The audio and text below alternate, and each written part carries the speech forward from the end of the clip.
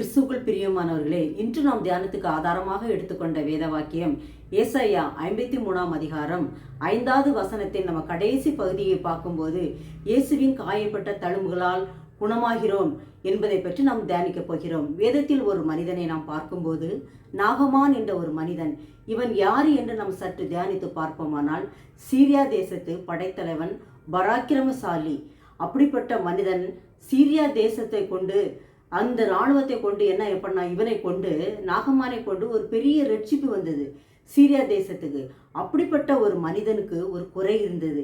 என்ன குறை என்று பார்த்தோமானால், குஷ்டரோகம் அவன்கிட்ட இருந்தது.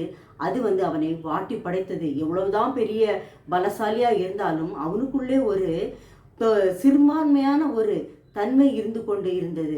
அப்பொழுது இஸ்ரவேல் அடிமை பெண்ணாகிய ஒரு சிறு பெண் நாகமான் வீட்டில் வேலை பார்த்து கொண்டிருந்தாள். அந்த பெண்ணு போய் அவங்களுடைய மனைவிட்ட சொல்கிறா, இப்படி சமாரியா தேசத்தில் எலிசா என்ற ஒரு தீர்க்கதரிசி இருக்காரு, அவர்கிட்ட போனால் இவருடைய குஷ்டரோகம் குணமாகும் என்று சொல்லுகிறாள். இதை கேட்டு அந்த மனைவி என்ன பண்ணுறா, படைத்தலைவனுடைய மனைவி தன்னுடைய கணவரான நாகமானிடம் சொல்கிறார். நாகமான் ராஜாவிடம் போய் சொல்கிறாரு.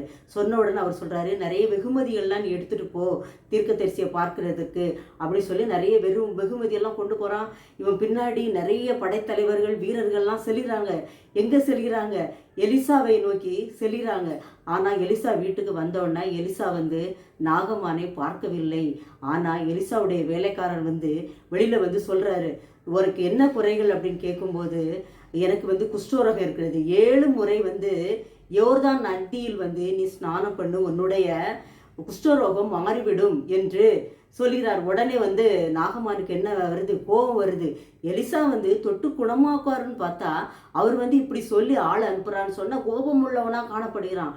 உடனே கூட வந்த மனிதர்கள்லாம் சொல்கிறாங்க, நீங்கள் கீழ்ப்படிந்து அந்த யோர்தான் நதியில் போய் ஸ்நானம் பண்ணுங்க அப்படின்னு சொல்லும்போது அவன் என்ன பண்ணுறான், வேற வழி இல்லாமல் நம்மளுக்கு நோய் குணமாகணுமேன்னு சொல்லிட்டு யோர்தான் நதியில் போய் மூழ்கி 7 முறை மூழ்கி எழுந்தும்போது அவனுடைய சரீரம் எப்படி இருக்கிறது, ஒரு சிறு பிள்ளை போல மாறுகிறது. பிரியமானவர்களே, இதை கேட்டுக்கொண்டிருக்கும் அன்பு ஜனங்களே, அதாவது நம்மளுக்கு எவ்வளவு வசதி வாய்ப்புகள் இருந்தோம், ஒரு குறைகள், ஒரு கவலை ஒரு ஓரமாக வாட்டி கொண்டு இருக்கினா கவலைப்படாதீர்கள். இஸ்ரவேல் தேவனை நோக்கி உங்களுடைய சத்தத்தை கெம்பீரமாக உயர்த்தி ஜெபம் பண்ணுங்கள். ஆண்டவர் அற்புதத்தை செய்வார். அன்று நாகமானுக்கு செய்த அற்புதத்தை உங்களுக்கும் செய்வார். அகம்பாவமாக இருந்த ஒரு மனிதனை ஆண்டவர் என்ன பண்ணாரு, கீழ்ப்படிய வச்சாரு.